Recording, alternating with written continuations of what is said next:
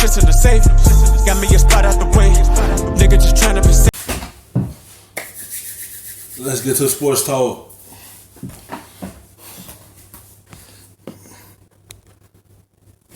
Orgeron, the head coach at LSU, and tight battle at the top in the AP standings, still a week away from the college football playoff selection committee rankings. What's the significance to you of having the #1 team in the country?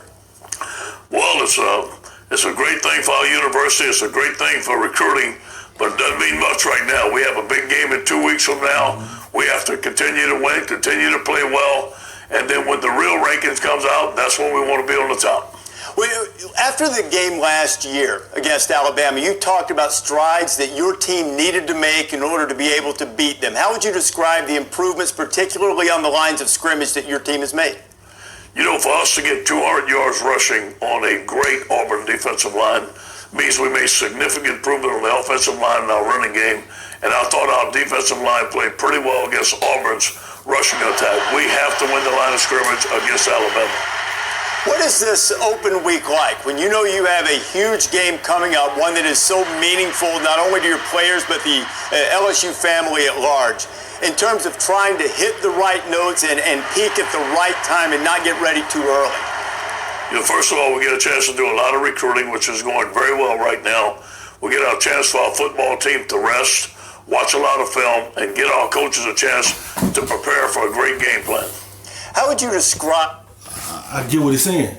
It's like, yeah, he happy they're the #1 team, but he know it's a big game in 2 weeks against Alabama. If they beat Alabama, then you gonna be happy that you're #1, because they've been the top team for a long time in college football. If you could knock them off in the regular season, and you wind up eventually probably playing the SEC championship game, and you could beat them twice, then you could just legit say, I'm a solid #1 team. I get what he's saying. He happy, but he had to beat the top dog, and he had to beat them so he could establish his team. They already established the #1, but if you beat Alabama, that show you a lot about your team. The confidence level in going in against Alabama? Yeah, I think our team's feeling pretty good. We have great leadership with Joe Burrow, Clyde Edwards-Helaire, Grant Delpit. This is a seasoned group, a veteran group, but they also know we have to play our very best to win. You've been in a ton of huge games like this, both as a head coach and an assistant coach.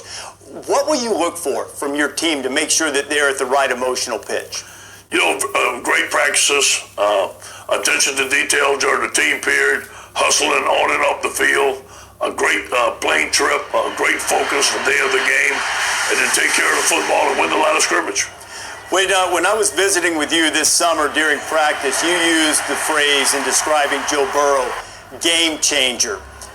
How much better, if at all, has he been than even you anticipated he could be? You know, he made a lot of improvement from this year to last year. He's completed about 80% of his balls. The spread offense. He have a lot to do with them being #1. Because LSU had trouble with quarterbacks previous years before he got there. And that's why they couldn't really get to the top, because they had to figure out that situation. And Joe Burrow, he fixed that situation. Now he got them a chance to get to the playoffs this year. Because he's a solid quarterback, still underrated. They need to talk about him more. The job he's doing for LSU to get to #1, he needs to be talked about more. It's him. He's a great winner. He has intangibles that are off the chart. We're glad we have him.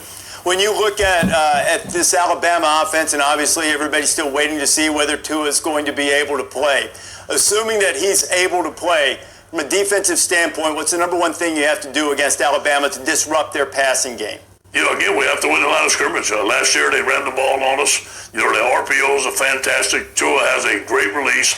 They have great receivers, but it's all going to be about winning the line of scrimmage. When you walk into that stadium a week from Saturday afternoon, what do you expect the atmosphere to be like? It's going to be wild. It's going to be crazy. SEC football is its best. Ed, congratulations on making it #1. Can't wait to see this 1 versus 2 showdown coming up, and all the best. Thanks for being with us. Thank you, Reese. Go Tigers. Thank you for watching ESPN on YouTube. For more sports and analysis, download the ESPN app, and for live streaming.